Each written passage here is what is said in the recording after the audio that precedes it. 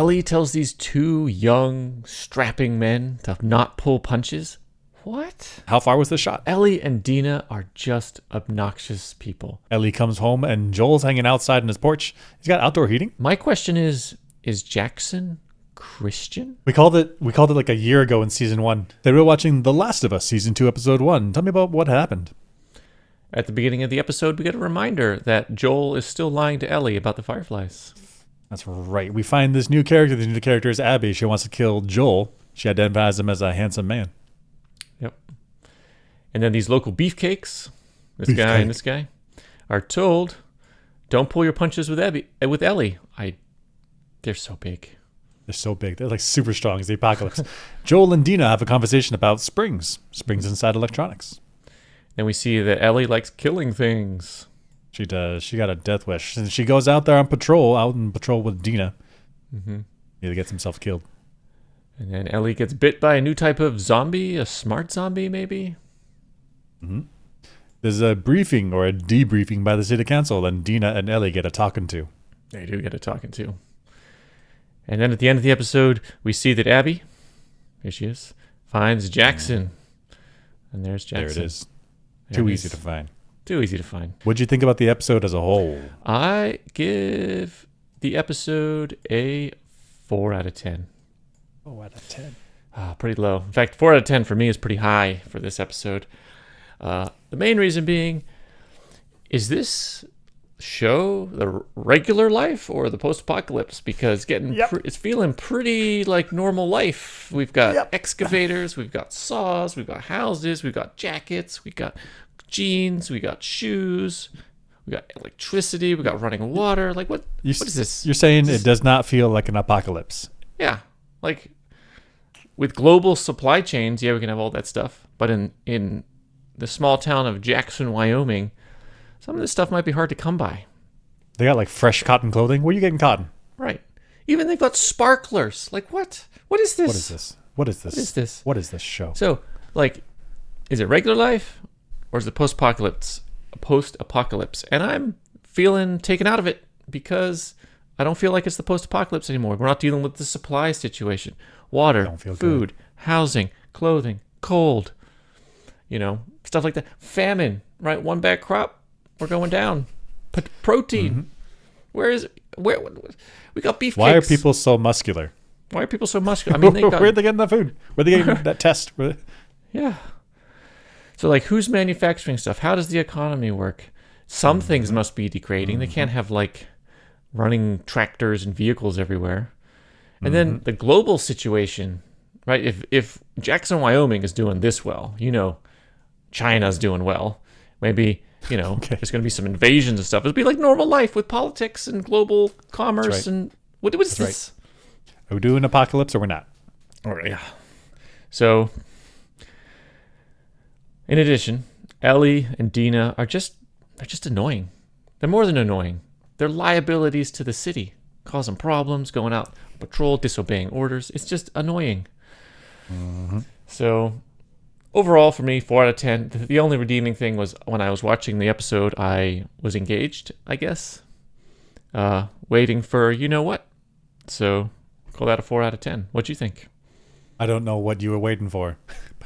So I gave this episode a 3 out of 10. It was a 4 out of 10, but just now as you were discussing it, I changed it to a 3. So the pros are zombies are neat. It's cool sci-fi, classic sci-fi stuff.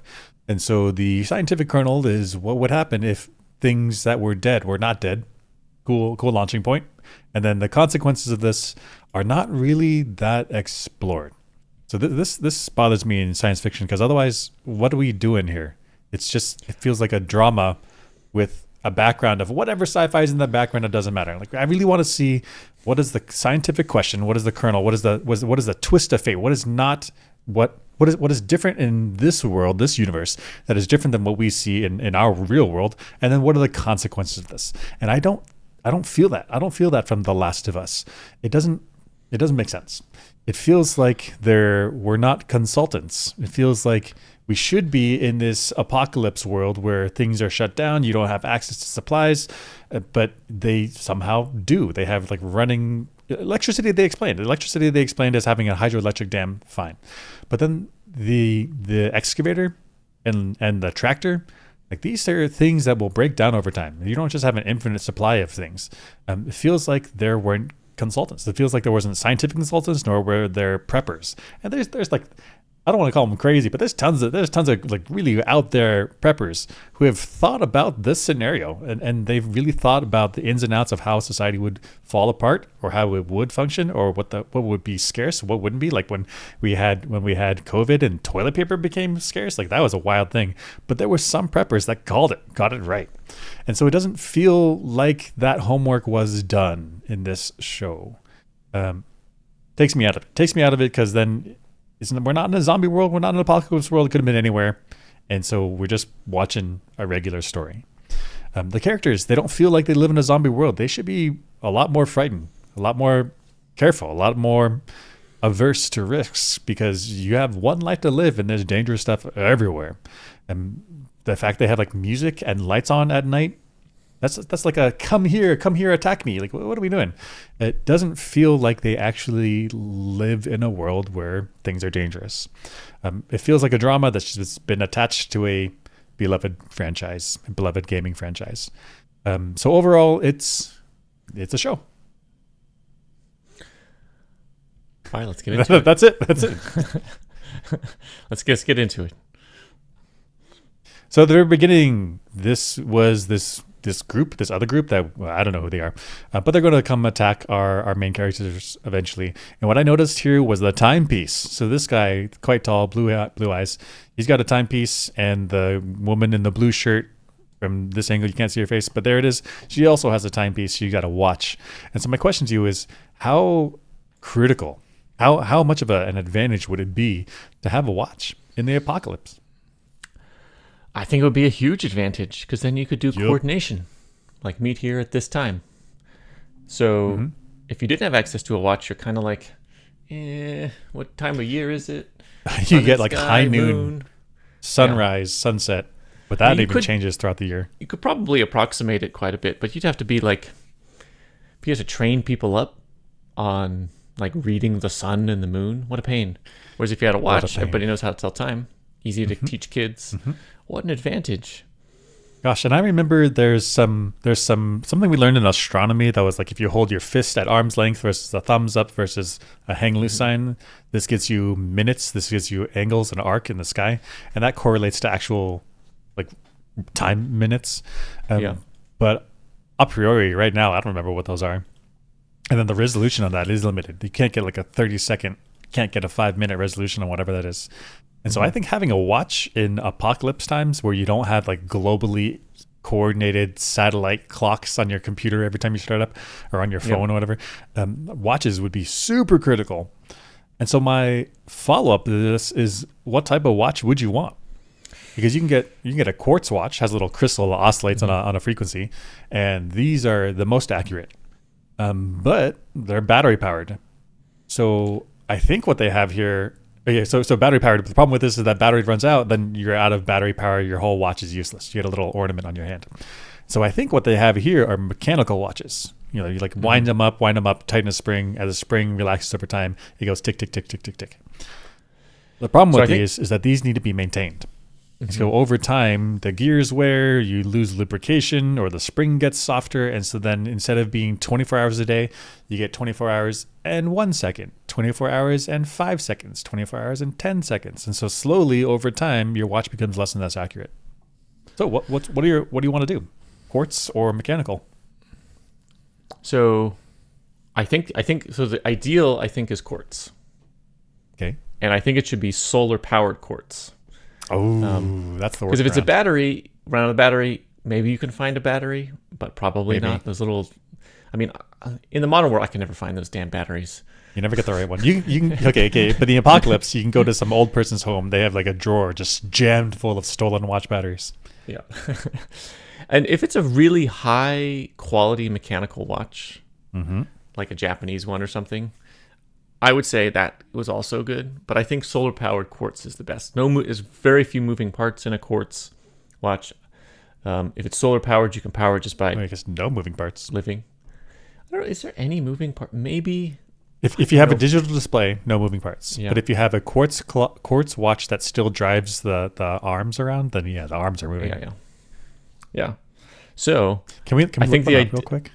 Okay. I think like from the 80s, Exactly. This is what I'm looking for.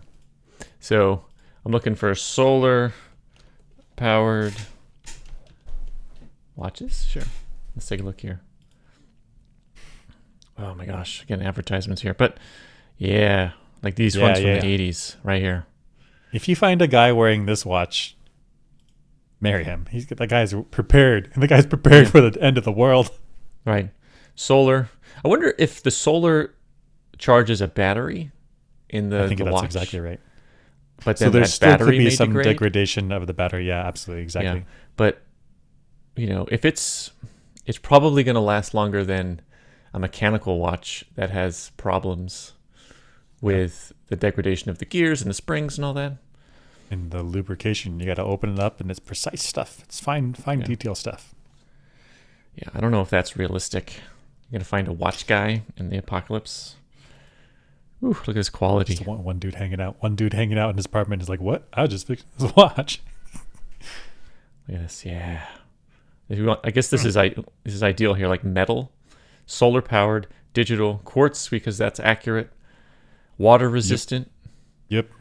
This is it right here. G-Shock. Casio G-Shock. It's classic. Yeah, that's what you want. Never runs out of power until the battery degrades, essentially. Ellie tells these two young, strapping men to not pull punches. What? Look at this picture. Insane. This is Ellie. Insane.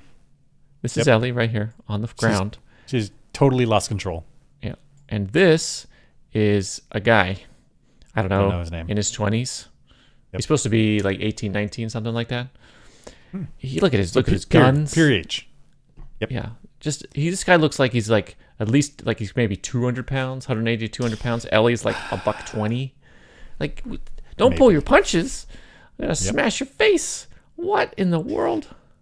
I mean, I get okay. I understand why she says that. She doesn't want her training partner pulling punches because if she calibrates her mind to I can defeat a guy who's like significantly larger than me, then she's going to get herself into situations with real fights with real people who are not pulling punches. So for that reason, you want to train against an actual adversary. However, there's no chance. Like if these guys are not pulling punches, she just gets destroyed. Right. I mean, here he is. Look at him. Look at that delt. Look at that bicep. Look at that tricep. This is a strong dude. And that beard alone could mess her up. That's Just drops right. that beard on her face. Yeah. Like there's more mass in his beard than her body. Look at this guy. Look at this beefcake. Yeah. These beefcakes. And like these are like 20-year-old men. Prime. Strength, agility, they've been adrenaline. The nutrition situation in Jackson, Wyoming is just awesome. They're just eating somehow beef all day. Right? How are these guys so muscular? This is the apocalypse, and these guys are like taking tests. What's going on here? What is going on here? I mean, don't pull your punches. Just break all of her teeth. Is that what she wants? Heck no.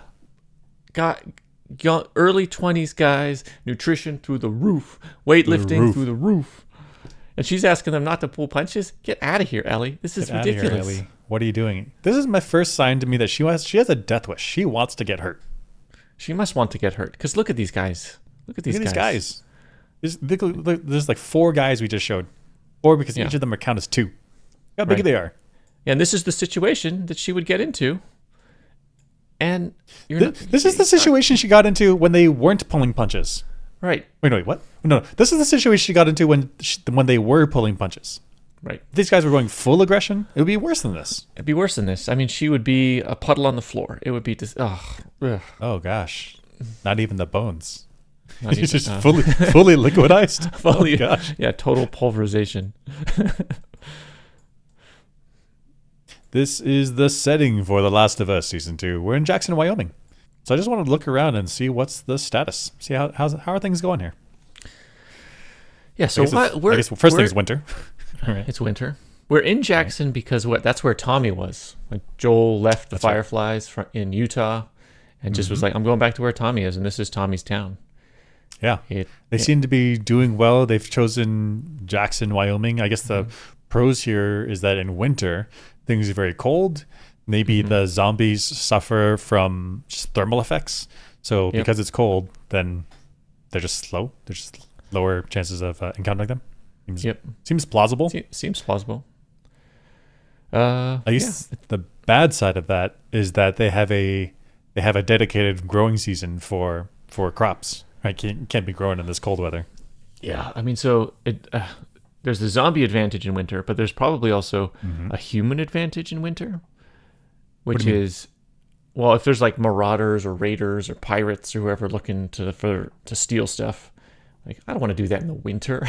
Oh yeah. Cold. Because like in the winter you have to trek in the snow.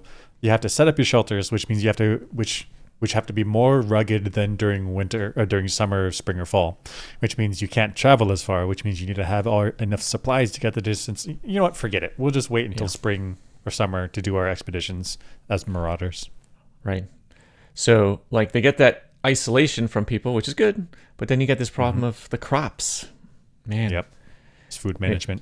Food management. It's going to be, you got to be on it in spring, summer, fall for harvest. Yep. And if you have one bad harvest, man, everyone's on the line. Yeah. On the plus side, looks like a lot of people in there. Yeah. Got stacked up firewood, so they got plenty of resources. Although I guess, how many trees are they planting versus how many trees are they cutting down? Does the forest get further and further away every year? That's a good point. Yeah, it gets further and further away every year. And it creates a clearing every, that could be a problem, or maybe that's a good thing. I guess the clearing is good because then it's harder for people to sneak up on you. Yeah. But then it's bad because just every year your resources are just further and further away, which also means like an empty field, you can't hunt animals. Like animals aren't going to walk in this open field. And there's they got horses everywhere. Not only are the humans doing well nutritionally, the horses are well fed. Look at this. So that means they've got an animal husbandry person that knows how to handle all that stuff. Good. Yeah. Good. They're doing City's doing well. Doing real well. What do you think the population of Jackson, Wyoming is here? So I looked it up because I had the same thought. Jackson, Wyoming population now is like 10,000. Is that right? Yeah. Let's look it up. So 10,000. I looked it up and then didn't remember the number. Okay. Jackson, Wyoming. Let's go to Wikipedia. Yeah. The population was 10,760 in 2020. Yeah. So if that was a population before the zombie stuff, probably well below that. So maybe, I don't know, 3,000. Sure. Maybe. Yeah. Maybe. That's a small town for all of the prosperity they have. Damn. Doing real well. Yeah, everyone's working hard. And everyone's working hard. Resources are allocated well. Pretty good place to settle down in the apocalypse scenario. But then Joel says some weird stuff about resource management. I don't understand. What you doing? Fixing these breakers. They were going to chuck the whole panel, but all they need is new springs. They were going to chuck the whole panel? They've got these like breaker panels right here. I see. Yep. And okay, first off, if you think they're shot, you don't chuck them. You put them you hand them over to the inventory guy who will take it apart and figure out like, okay, we have the outside shell and we have these internal components that might still work. We have springs and we have screws, and because you're not manufacturing those post-apocalypse, right? So what are they doing chucking the whole thing? Even if Joel doesn't come along, they shouldn't be chucking anything, right? Like even in the real world, you don't toss it straight to the garbage. You like sell it off to some company that'll part it out, take it apart, and then see which components are good, which ones are bad. Maybe they even just rebuild it. If there's only one little bit that's broken, just replace that one little bit. And so I see what you're saying. This is weird. This is weird because it's the apocalypse. Resources are very scarce. It feels strange to just throw away these electronics, which more or less cannot be remade. Find the part that's broken, fix the part. Right. What is this? And then it gets even worse. Joel has this specialized knowledge about these breaker boxes. Doesn't share it. They were going to chuck the whole panel, but all they need is new springs. Teach me?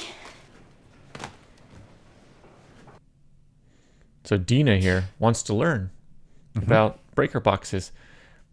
Also, she wants to go on patrol. Okay, but she wants to learn. Does Joel have an apprentice here who he could pass down all this knowledge that he kind of has in his head because he was a contractor before the apocalypse hit to the next generation? If Joel gets bit right now, accent. If Joel gets bit right now, does the town lose all of his skills and knowledge?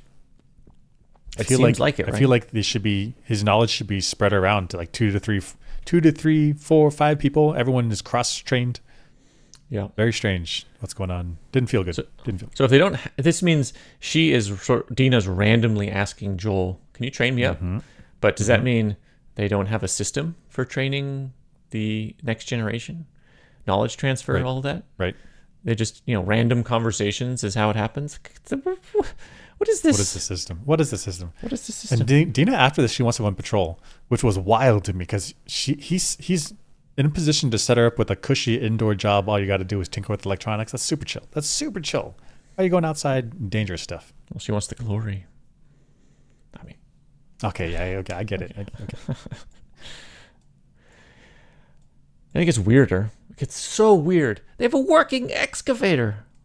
Okay. So a working excavator is not weird in today's world. I see excavators all the time. So why is it weird here? Okay. So a working excavator. Okay, an excavator requires maintenance, parts, fluids, gas. Yep. Just the gasoline. Just starting there. Just the gasoline itself to run this thing, right here. Where are you getting that? Okay. So in this world, the zombie stuff happened at 2013. Yeah. Right? Is that 2013? 2013. So it's now like 10, 15 years after? I think it's 25 years after now. 25 years after, and there's still gas. Yeah. Well, first off, gas has a shelf life. It actually degrades if you have it in a storage container. It probably depends on how it's stored and if there's a cap or whatever. But it degrades. And the rubber in those tires. I had a motorcycle. I left it outside for like 3 years. Tires are shot. Right. So the tires, just if you don't store those well, just 25 years, tires are gone. No chance. Not only gasoline, you need the fuel, but then like these hydraulic parts, they need to be lubricated. It has internal fluids. They have these lines that they degrade. If they're in the sun, they're going to degrade and crack. Not only does the hydraulic require hydraulic fluid, it's moving. It's moving all the time. And so then the pins, can you go up to the top, like really tippy top of it, where the linkage right there. Yeah, that'll wear out over time. Yeah. So that means that they have to have a machine shop that can reproduce that. Right. So in the modern world, I think this company has a list of suppliers, and they can hook mechanics up for maintenance parts that get shipped in from a global supply chain. So every part on here you can source, to your maintenance guys to fix it. You can source your fluids, your parts, everything you need. But we don't have global supply chains here. We don't have. CAT doesn't exist anymore. The factory that made the part in they're Ohio, not gonna scratch off the label. Like the label can stay. I'm okay with the label being there. Well, I'm saying the company doesn't exist. Yeah. So where are they getting these parts? Yeah, like the factory in Ohio that made some of these parts, like even a national supply chain doesn't exist. Ohio's like 2,000 miles away or something. You're not carrying components by hand from Ohio. Right. So how long is this going to last? 25 years? No parts, no fuel, no fluids. If you have a perfect maintainer, I just don't even. The world doesn't make sense. It doesn't make sense. It gets even worse. They have a circular bandsaw. That's not a bandsaw. What am I saying? A circular saw. Just a circular saw. Yeah. Bandsaw. Electric powered. Yeah. Bandsaw is okay. Anyway, not important. You got a circular saw. Yeah. Which, okay, sawing, okay, but this is an electronically powered thing that spins at high RPMs. Yep. Probably going to break down. After where are they getting brushes for the motor? Where are they getting graphite for the motors? It's a wear part. Like Yeah, You need things to are replace designed to not designed, but they have maintenance schedules. So eventually it'll wear down. You need to replace it. In a modern world, totally fine. You just replace it because you can just order it on Amazon or MasterCard or whatever. Yeah. Done. Go down to Harbor Freight, whatever. Yeah, get the part. But you don't have access to that anymore. So not only that, the spinning disc thing, the spinning the saw blade. disc Yeah. thing. How are they sharpening that? How are they sharpening that? These things wear down. There's metal and So it's stainless steel blade, and then there's some probably brass brazing onto this hardened the steel with the tool steel, which you actually cut with. But there's only so much of that you can sharpen before you're down to the actual blade. Right. So you're saying there's this is like crappy steel, the structure of the disc, Soft and then steel. there's this brazing that connects the crappy steel to the hardened steel or whatever is used to cut. Yes, exactly. And then this little tip here will wear down, and you can sharpen it again. Yep. But eventually, you're going to need to replace the whole disc. Yeah. And you may have a supply of these, but how long is that going to last? Right. I don't know. Maybe they have like a warehouse, and they have thousands of these things. But maybe not. Like you have available what's locally available and left over.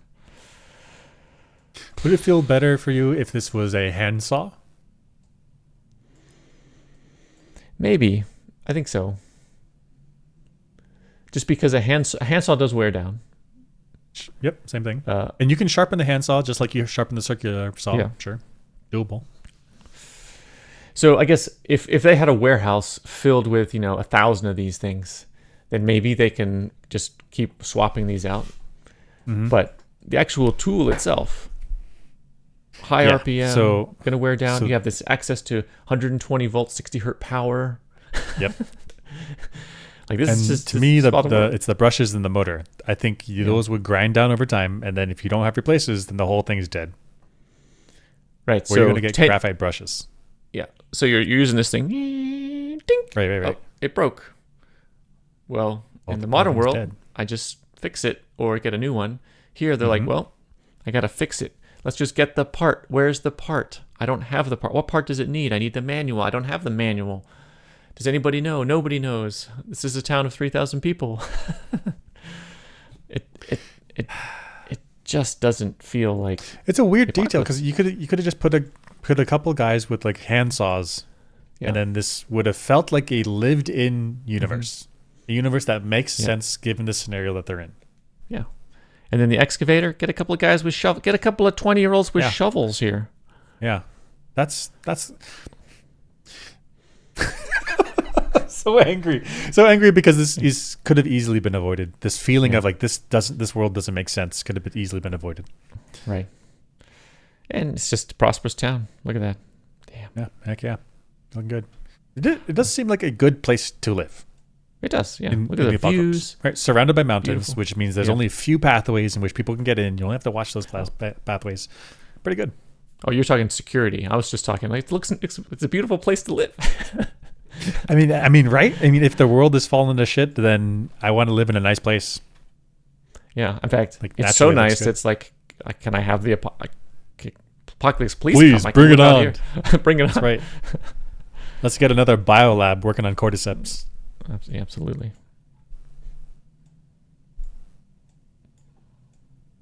So Tommy, is that Tommy? Tommy is training up Ellie on how to shoot with a rifle, and I was curious: is this shot reasonable? How far was this shot? Okay. Oh no! So you're talking about she makes this shot on this Yes, but this is a clip. Let's look at it. So my question is, given when you can hear when she pulls the trigger, you can see when the zombie head pops, so you can calculate how far is this shot.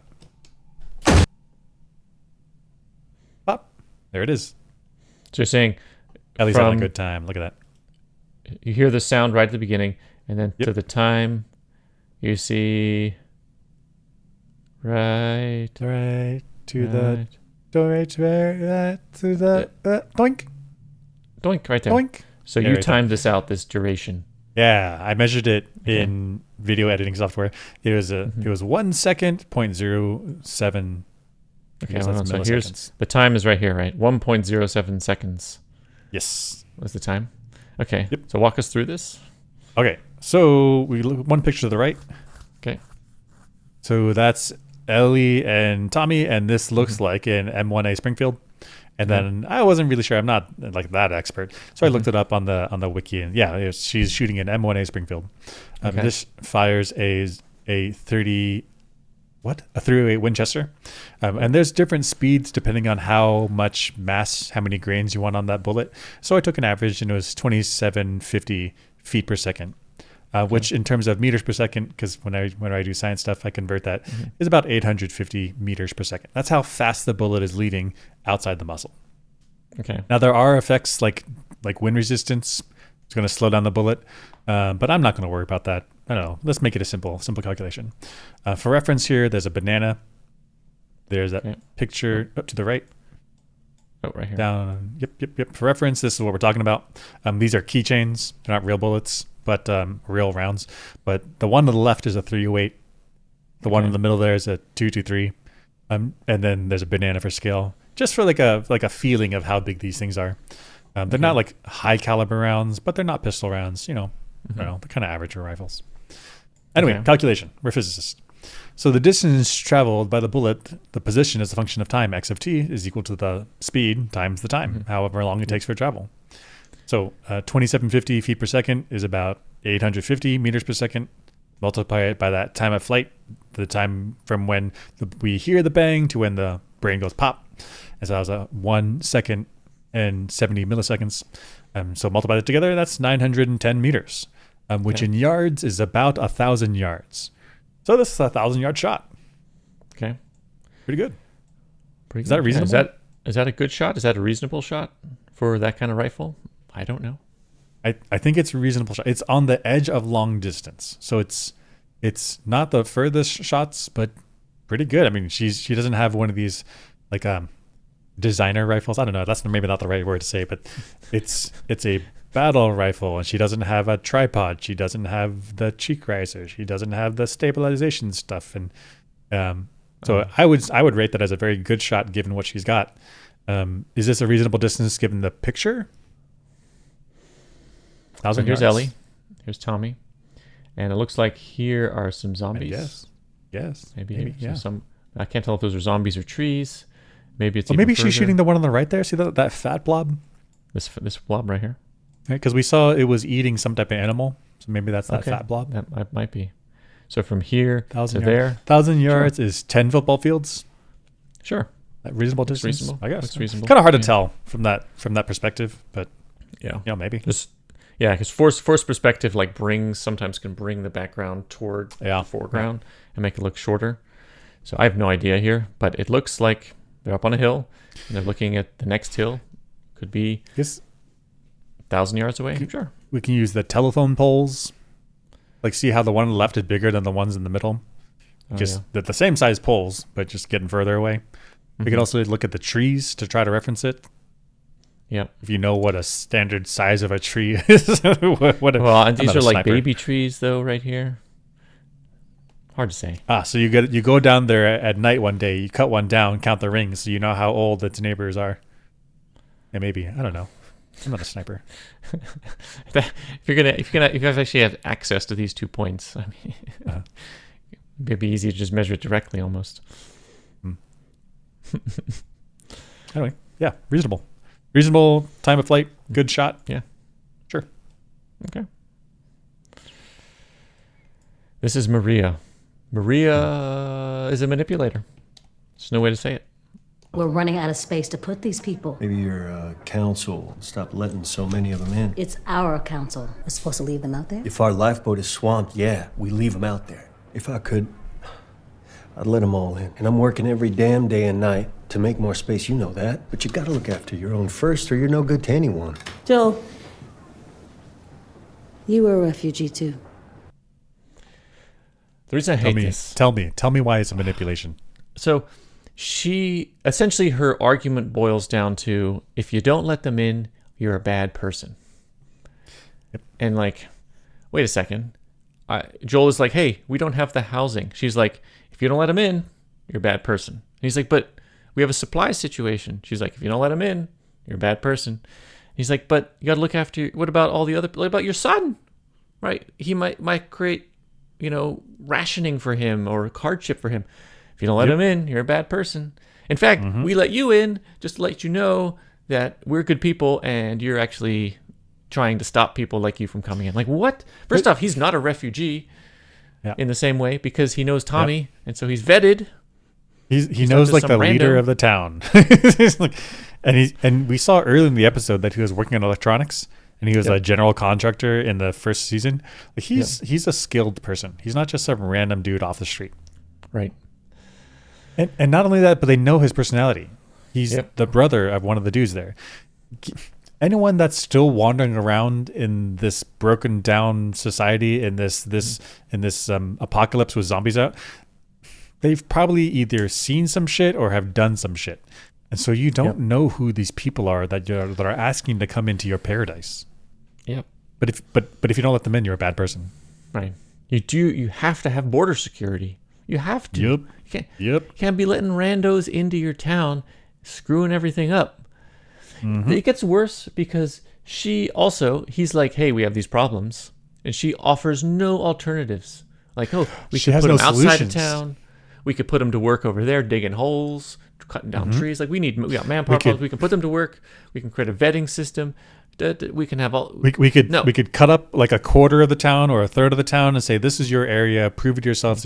Prove to us that you are a good, productive member of society. Then we'll integrate you in. There's none of that. So just let them in full access, or else you're a bad person. Right.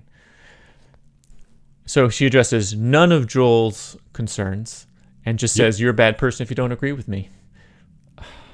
It's just terrible. It's just manipulation. And she has a kid. You have a freaking kid. And you're going to let random people run around town. Gosh. You don't know who they are. Crazy. You don't know.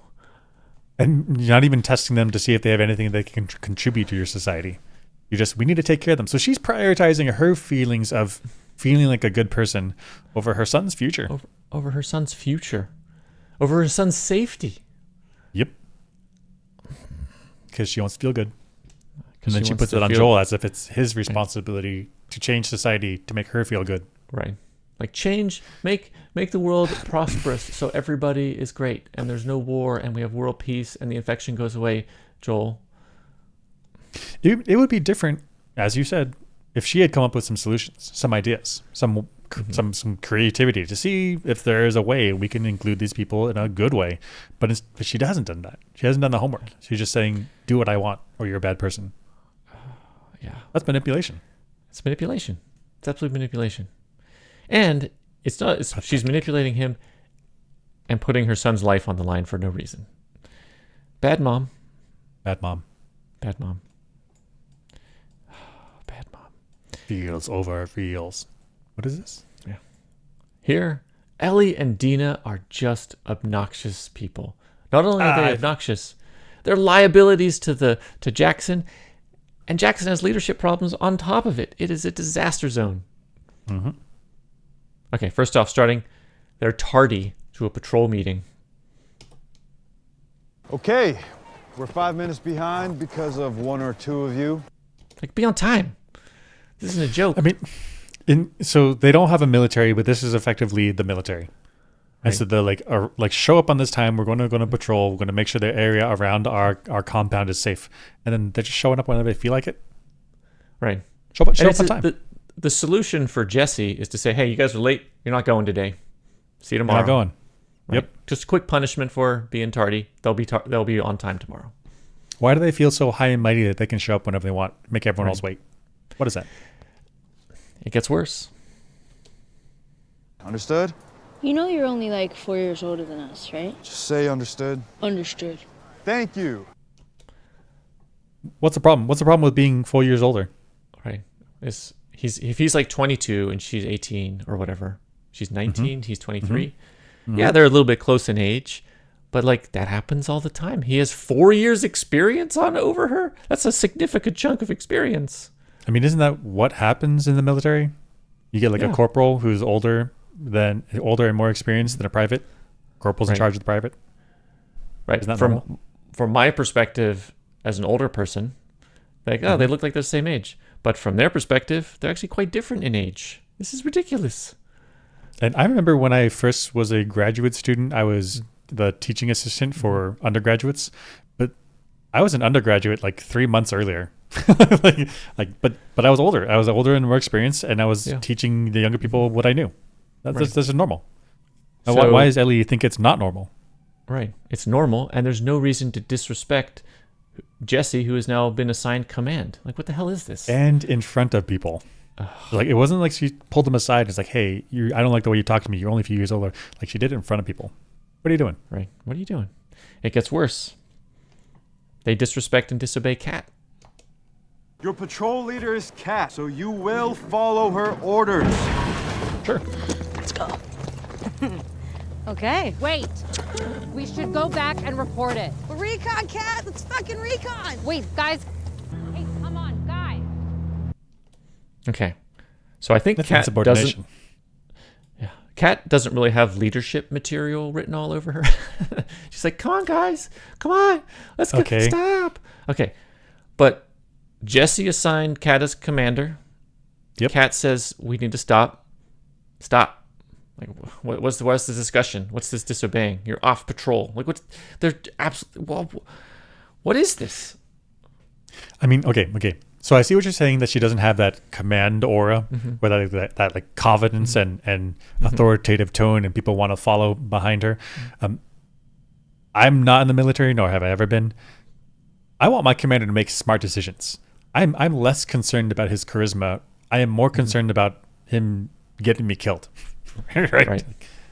Like, I don't need a motivational speaker. I need someone who is designated by a command structure. Like, this person is, we want them to be in charge of your mission because we trust their judgment.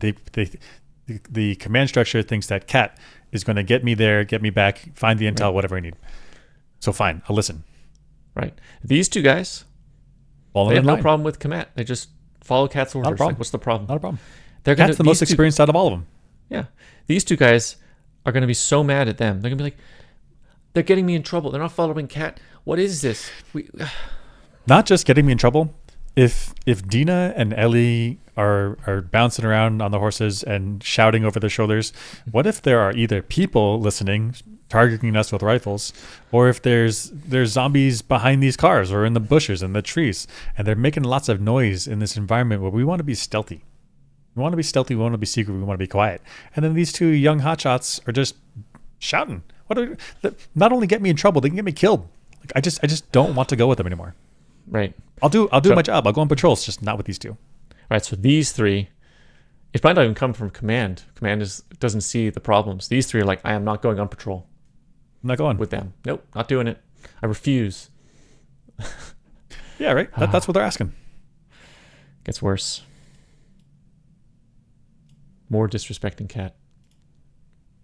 Hi. Oh, hi there. Here comes fun. Hi. Oh my god. It's fun. Happy? It is fun though. Hey, can we go back now, please? Yeah, we will. Promise. We're just gonna listen quick, see if any are in there. Which is definitely recon. Just disrespect and disobeying. Like,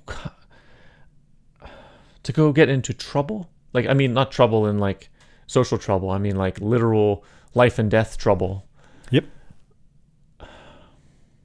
Like, not only are they obnoxious to Kat and to Jesse and to the other two guys who don't really say much, totally obnoxious to them, they're actual dangers to everybody. Agreed. And in the last part, they directly disobey Jesse. I mean, directly. He says, don't do it. They do it. If you see one or two runners, that's fine. Clear them out. Anything more, anything worse, come on back and we send out a squad.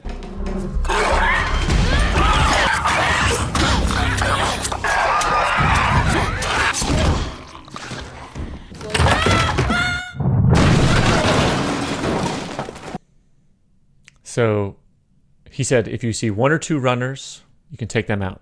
She sees a clicker. You're supposed to walk away. Goes into the building. And then an unforeseen thing happens. The floor gives way. It's actually not that unforeseen. It's the apocalypse. Like, Yep. Things Stuff's rot. rotting. Yep. So then they get themselves into trouble. Ridiculous. Their liability. This is related to the clip that I got. Can we look at that? Yep. You talking about this one? This one. These two women are asking for a fast track to the kitchen duty. Look what they do. Look what they do.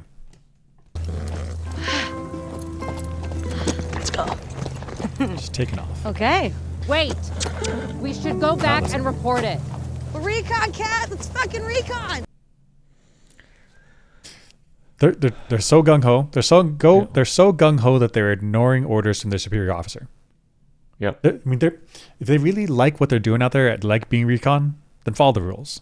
Because if they're doing their thing and it worked out, they got home, but they almost died.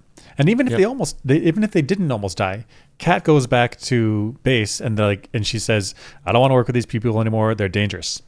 They're dangerous. They're putting the entire team at risk. So it could have been all 5 of us died, or they could have barely made it back to the base and they brought back a horde back to Jackson, Wyoming, and then the entire civilization falls apart." Ellie and Dean are asking to be put on kitchen duty. Because what would I do if I was Kat? I say I can't work with these people. They don't follow orders. I need them to at least grow up 5 years, 10 years. Otherwise, they're a risk to everyone. Right. So just keep them at home. Just keep them at base. Latrine duty or something. Some type of job that still contributes to the overall society, but also doesn't put people at risk. That's what they're asking for.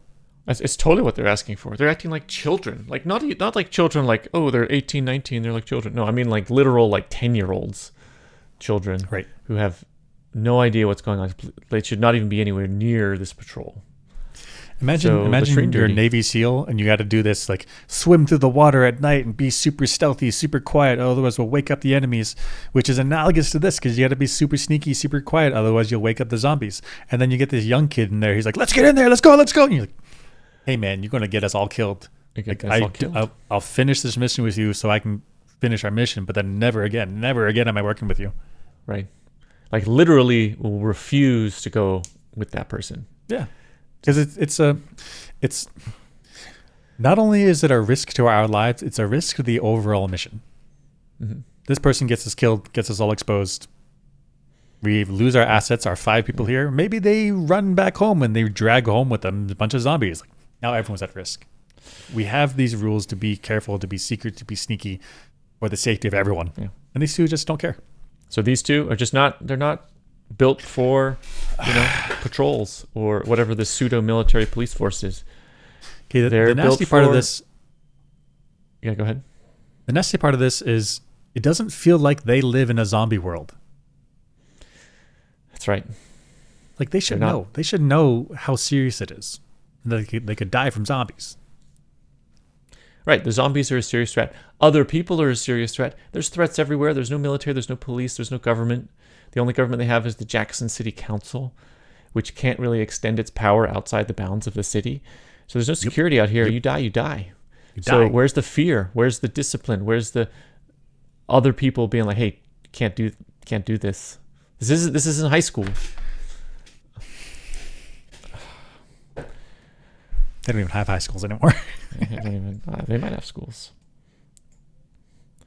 Okay, and in this engagement, here Ellie does some nasty emotional manipulation against Dina. She's gonna get her battle buddy killed. 2-1. Listening. Okay. There's 2 inside. If you'd rather let the men handle it.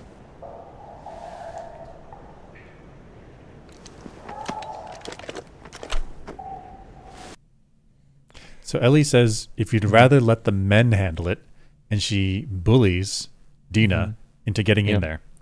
Because Ellie wants to go inside, she wants to fight. She has some type of death wish. Like, what are you doing? Why are you engaging in these fights? And so she does this emotional leverage of emasculating, of saying that Dina is going to wait for the men to handle things. And so then she gets Dina all fired up. And she's like, "No, I'm going to prove how strong I am. I'm going to go into this dark house, this warehouse, and fight 2 zombies on our own. What are we doing here?" Yeah. Man, that's just super selfish because... Like, Ellie's got problems in her life. She's not happy with Joel. She's like, I'm going to prove that I'm getting out of this guy's shadow and I can handle myself. But then she drags Dina along with it. Like, Dina doesn't have those personal problems. Right, and she actually uses Dina's, I don't know, she has a problem with maybe some men in Jackson. Mm-hmm, sure. And Ellie uses that to manipulate her to move into the building. Like, Ellie wants to go in there, wants to fight, wants to feel a thrill of like barely surviving, and she knows Dina's buttons, so she pushes them to get Dina to go in with her. Messed up. And exactly as you said, it's extra messed up because Ellie has this immunity to the bites, to the zombies, but Dina doesn't. So Ellie can go in there and get bit, and she actually does, and she doesn't turn. But Dina doesn't know that, and Dina doesn't have that defense. That's right. It would be like me having fire equipment, and then pushing you and be like, hey, I know you don't have it on, but you're gonna be a real man. You're gonna be a real man and save these kids in the fire. Let's get in there. And but I have gear on. I'm going to be safe. What am I manipulating you and pushing you to do dangerous stuff where you could die? What is this? Yeah, it's so immature. It's so immature. It's selfish. It means Ellie she's just a really bad person. Like this goes beyond teenager, obnoxiousness. And this goes to the core of Ellie. She has immunity, doesn't tell Dina, and puts Dina in a terrible situation where she could get bit. Exactly. Because she has some death wish or some want to get glory. Ellie's a bad person. Ellie, at the very least, she does not have her head on straight. Something's going on up in there.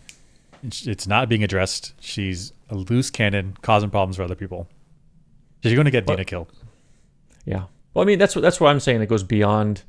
She's allowed to have problems. She's allowed to have mental problems. But when you start putting other people's lives in danger through emotional manipulation, it's bordering. Now that's becoming you've lost control. You're not such a good person. Jeez. She a main character. Okay. So after, Ellie takes out the clicker, then Ellie falls through the floor, and then Ellie finds a new zombie on the store floor. Yep. Dina asks, is that the only one? There's no way they checked. You okay? Yeah, That was it? Just her? just her. Just her. Did you check all the doors, the corners, all the shelving? I mean, this zombie hid. This zombie hid in a container. You got to check everywhere. You can't just be like, did a quick scan. Can I see the corner? No, because there's shelving in the way.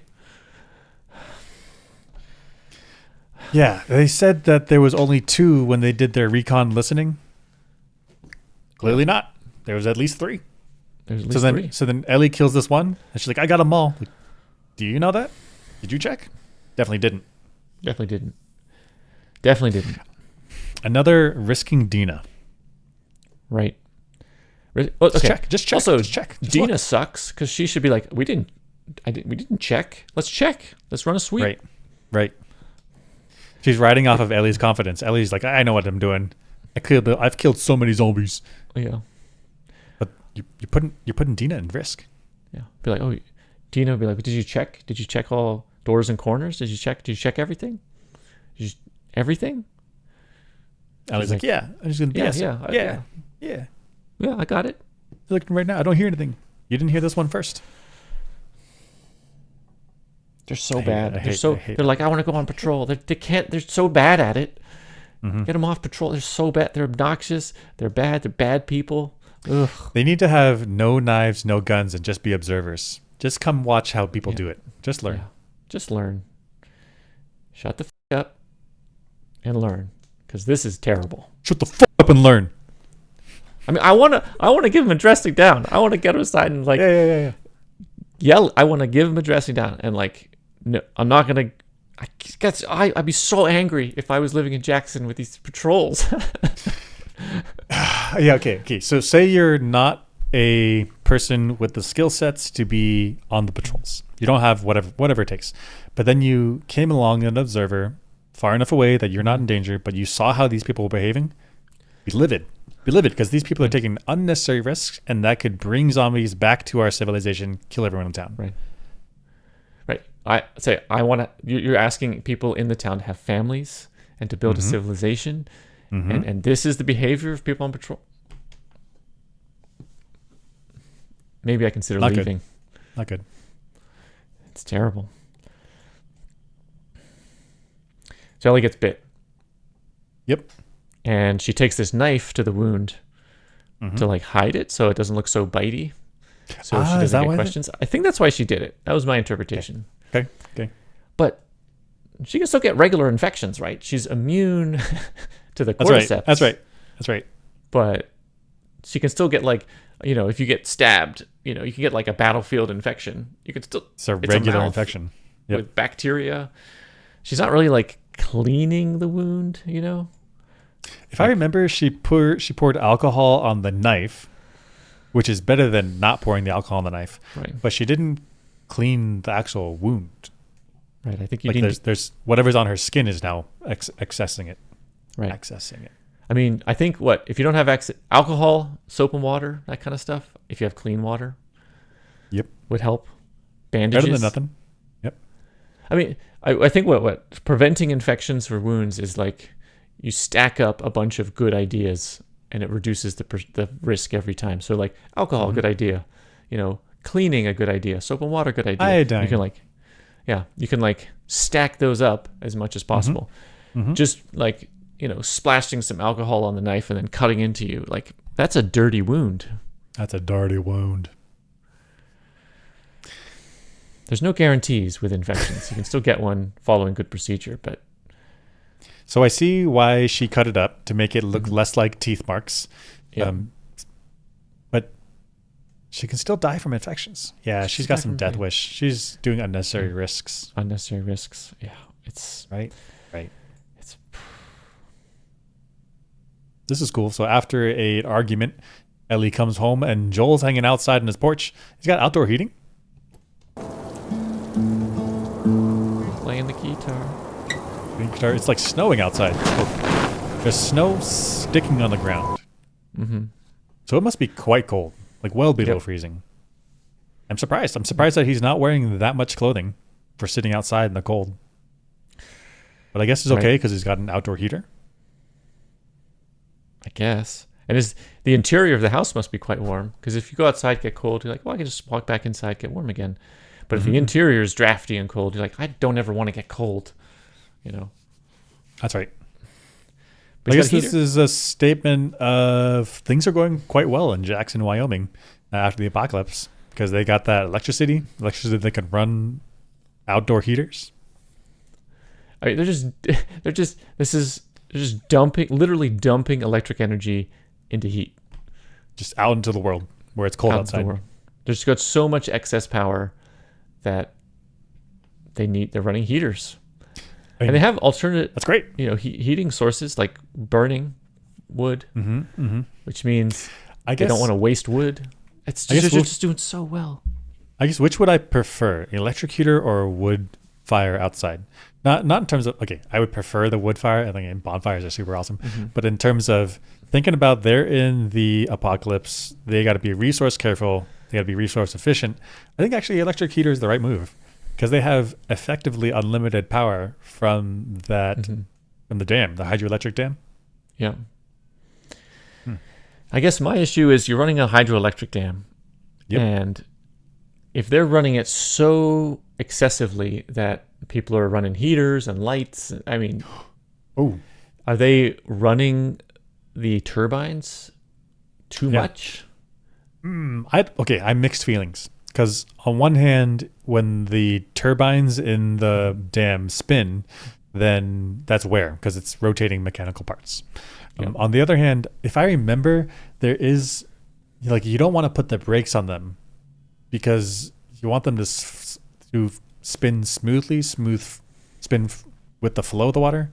Whereas if you put the brakes on them, that's a different type of stress on the turbines. So maybe this makes sense, because during the day you have the power draw for all of their power equipment, all their construction equipment, and then at the night when people aren't working, you instead use that electricity, which is already still going to be generated from the hydroelectric dam. You put that into these heaters instead. Lights on at night. I see. So let's say if the hydroelectric, a turbine at a particular water pressure, you're saying probably has an optimal rotation rate. As the water it's just flows through. Spinning freely because of the water flow. If you wanted to run slowly, you got to put brakes on. If you run too fast, it's probably going to overheat. Exactly. Or something, or additional wear.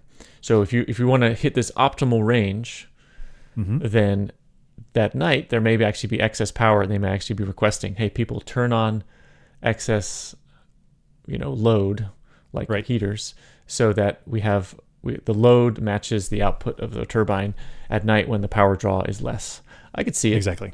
And then maybe assuming they have, like, say they have 4 turbines and they require 1 or 2 during the day, they can rotate those as needed, but they can go from 2 to 1 turbine, which would be too little power.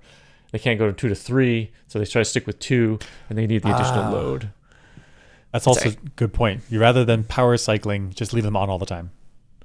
Throttle a little bit, but leave them on all the time. Leave them on all the time.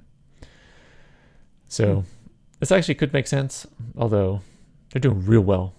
I'm still surprised by he wouldn't have a jacket on, but whatever. Yeah. Maybe I'm sensitive to cold. Very possible.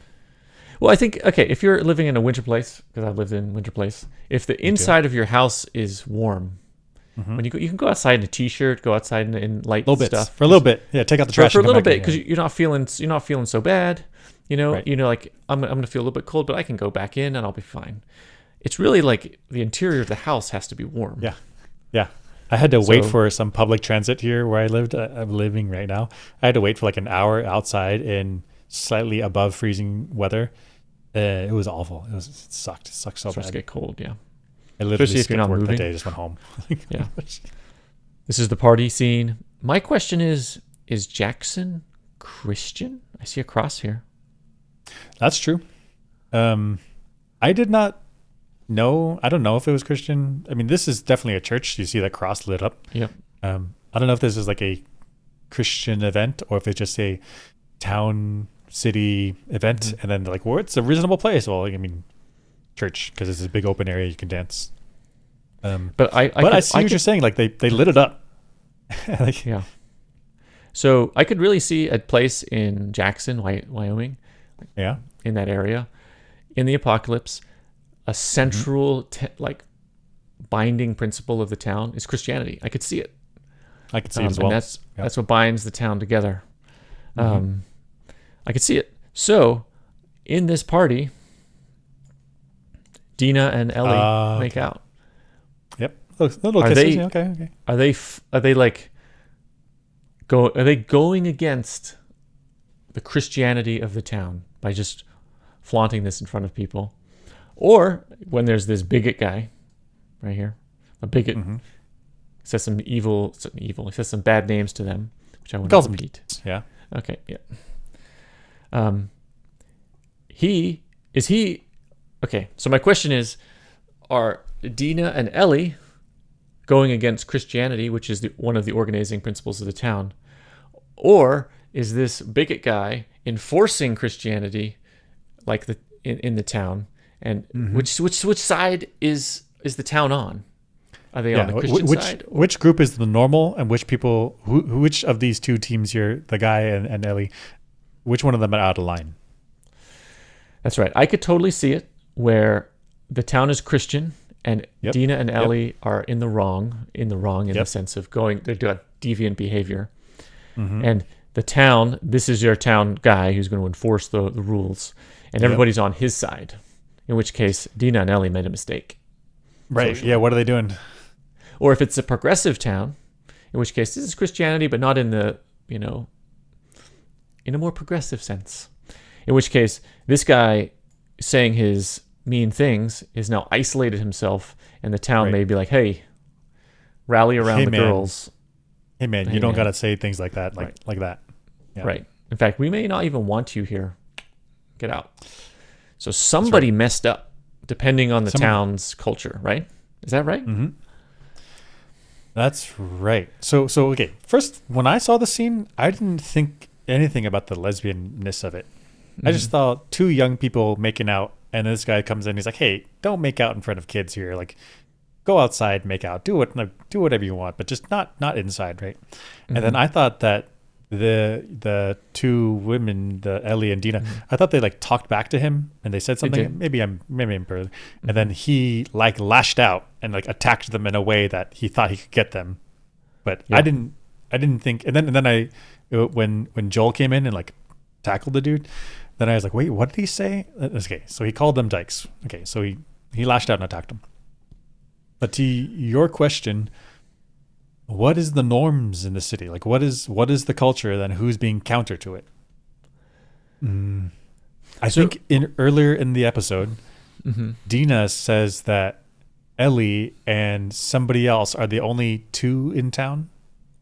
So I think that means there's two lesbians in the town. Which, while the town could be progressive, then the lesbians are a very small portion of it. Right.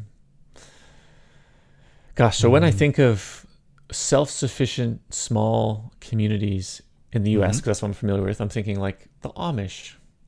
Yep. I don't think the Amish are very tolerant of deviant behavior. Deviant. Okay. They're extremely deviant. Christian. We're not saying. We gotta be careful. Okay, we're not saying deviant as in it's bad.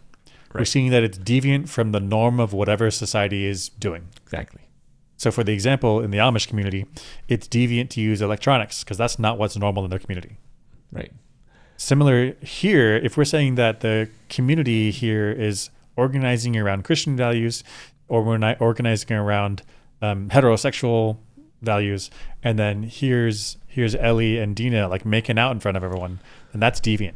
That's you're doing something that is unnatural for the community that you're in. Right. In which case, from the town's perspective, this guy is in the right. He's correct. Right. He's enforcing our culture.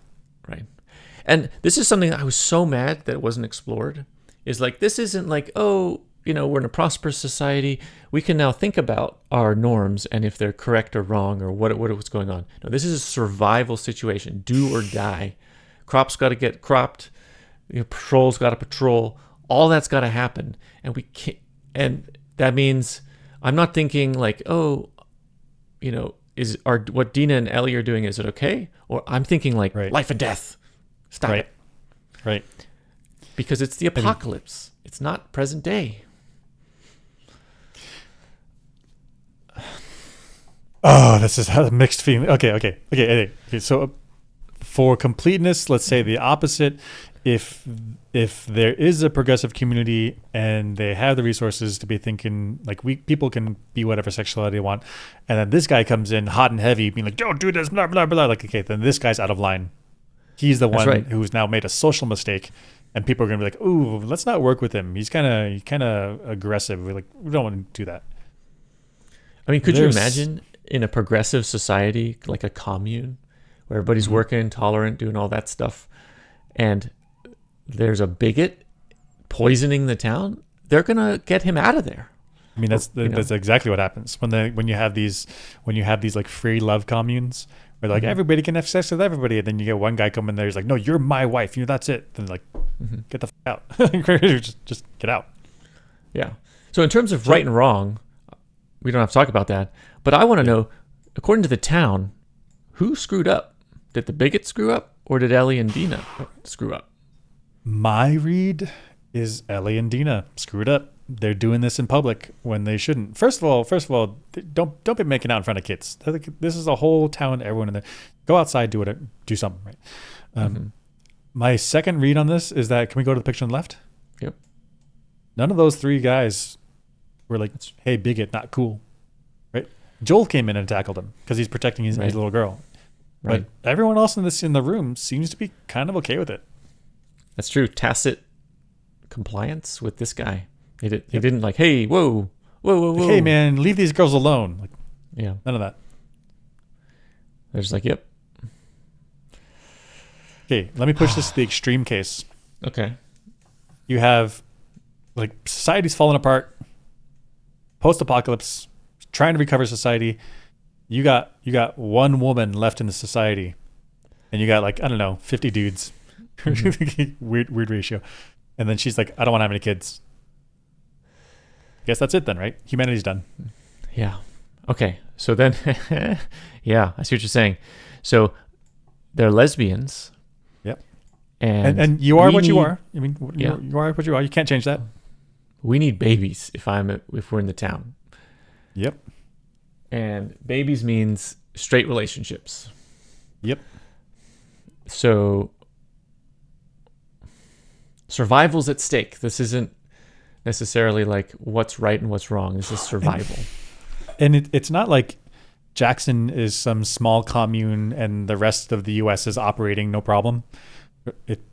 As far as they know, there's like marauders and other parts of societies that are not functioning. They do not have promise for success in the long run. And so these people are giving it a go. They really want humanity to come back. Then there's going to be, I suspect, there's going to be some very strong social shaping. Yeah. To have babies. To get into straight relationships. Yep. Because survival is at stake. In which case, this will piss people off. This will make people pissing angry. people off. Because it's saying, I don't care about your society. I don't care about survival. I don't care about our commune here. What I care about is my relationship. In fact, I'm going to flaunt the relationship in front of everybody, just to let you know. Like, this could piss people off.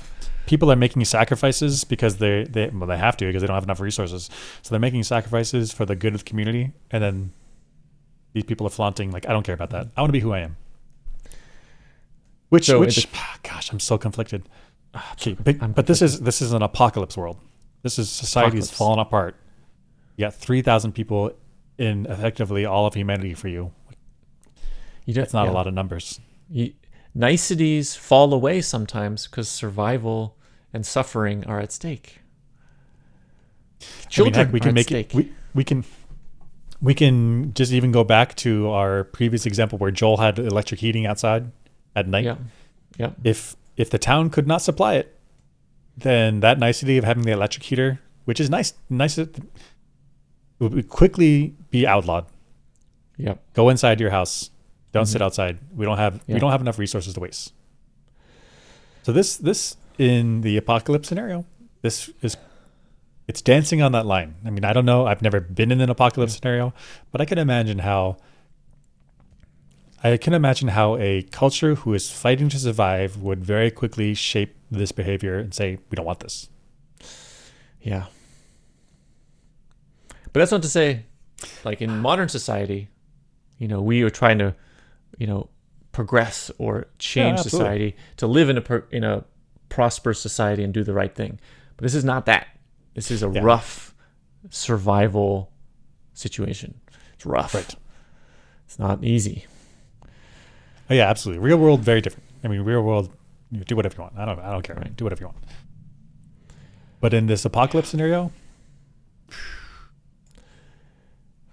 see it. Yeah. I don't know. That's tough. On a lighter note. Who's making sprinklers? Sparklers. They're so prosperous that they're maybe manufacturing sparklers, and they have so many sparklers that this person threw the sparkler down. Only 20%, likely has 20% down. I see that. I didn't think about that before. But yeah, there's the whole sparkler. They've only used a little bit. They already dropped it and didn't even pick it up. If they were like, every year there'll be one special occasion, every family gets one sparkler. Let's go, and we take it down to the bitter end. Yeah, it's a celebration. Yeah, you hold it to your hands burnt. But they got so many that people are just like, whatever. Okay. You know what I will say, as someone from California where it's very difficult to get good fireworks, they're in Wyoming. Wyoming is the place that you like drive to. I've never done this. I'm not a criminal. Wyoming is the place that you go to buy fireworks. So maybe there they have a bunch of stuff. Maybe. So you're saying this is another situation. Maybe they found a warehouse. Yep. In Wyoming filled with fireworks, and there's just so many they don't know what to do with them. They know what to do with them. It's you throw them on the ground. They just like wheel in the next pallet. Here's the next pallet of sparklers. Like, all right, okay, whatever. Then it's not a precious resource. Maybe they got tons of it. Yeah. So from this picture, also, this surprised me. Yeah, exactly. This is the pipe where the cordyceps are still somehow active in there. Yeah. And so I had one question. One question was, how long can fungi stay dormant before they come back? Am I saying this well? I think if it's a spore. Okay. I don't know much about fungus at all, but I imagine if it's a spore, I think it can last a long time. I think so. Yeah. But if it's actually a dry, dormant state, yeah. I think if it's growing, like a mushroom or something, I don't think they last long. Body. I think that's exactly right. I think they eat, they grow, they release their spores, and then they die. It's kind of the life cycle. And so whatever plant matter's in this pipe here, I mean, I would have guessed it'd be dead by now. Oh, so I don't okay, so understand. you're saying the cordyceps is feeding on living or recently dead matter, living matter. Right. Well, I mean, I'm not like a mushroom specialist, but like mushrooms grow on dead plant matter. They eat the cellulose somehow, and that can only last for so long before all the cellulose like decays anyway. Right. So it's got if there's eating? dead plants in here in this Right. pipe, well, it's got Okay, like a couple month window tops. Yeah. I don't really know, but also this Before cordyceps. you get several months before other bacteria or whatever stuff eats it away. Then the mushroom doesn't have access to it. But maybe it's worse than that because cordyceps is a fungal infection of humans. So not only can this cordyceps feed on humans, which is like from what I understand, fungus is like very specialized in the kind of things it can feed on. It's feeding on plant matter, so like it's simultaneously a human infection I see what you're and saying. feeding on dead plant matter. Like what? Yeah, the why hell aren't kind all of the why aren't all the trees also turning zombie? zombie trees? That's terrifying. Can you imagine But yeah, zombie trees? Yeah. So it's going to feed on any dead matter. I think mushrooms don't. Or were there eat this. humans in the pipes? Watch out, Jackson, Wyoming. What's going on there? Oh, somebody tried to poison the water supply by dumping bodies into the pipes, and that's what it's feeding on. In the pipes, there's bits and pieces of people in the pipes. Prior to Jackson becoming this prosperous place, it was a cannibal colony. That's in the game. There's cannibals in the game. Oh, there's cannibals in season 1 too. That's right. So, yeah. Weird. And this is the end of the episode. Abby and her crew finally get to Jackson, Wyoming. We called it.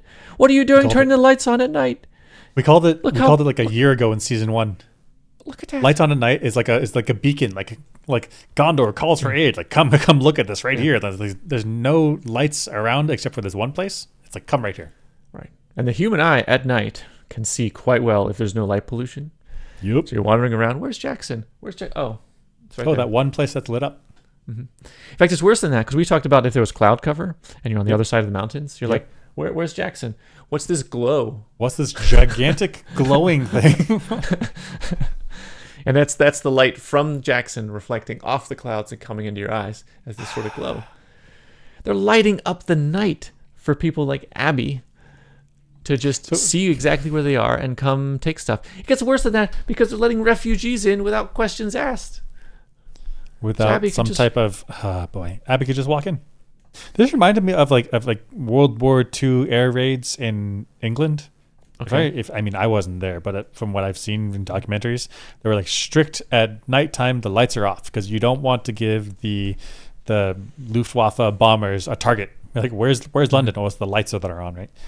It feels like they should be. If they were to live in this world, in this zombie world, you would say, I want to keep a low profile. I don't want to be seen by marauders, and so we have our rule: no lights at night.